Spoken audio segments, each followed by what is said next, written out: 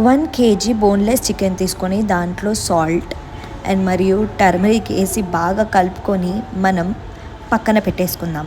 So masala కోసం ఈ మసాలాలు అన్నీ వేయించి దాని తర్వాత మిక్సర్లో పెట్టి ఒక పౌడర్ చేసుకొని పక్కన పెట్టుకుందాం.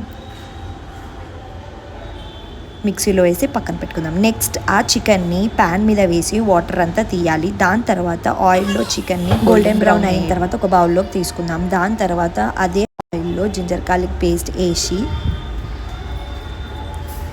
తర్వాత టర్మరిక్ వేసి బాగా కలుపుకుందాం. దాని తర్వాత మన ఫ్రైడ్ చికెన్ అందులో వేసి బాగా కలుపుకుందాం. బాగా కలిపిన తర్వాత దీంట్లోకి కారం పొడి